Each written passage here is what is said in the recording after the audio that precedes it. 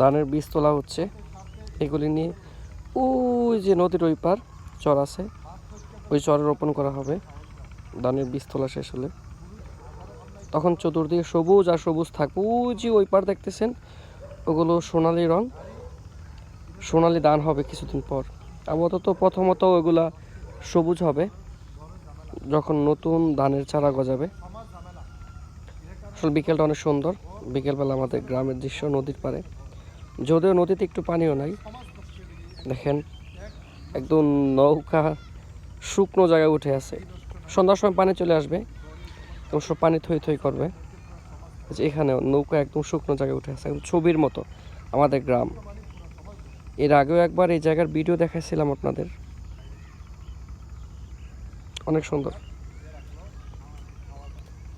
সবুজ শ্যামল শস্যে ভরা।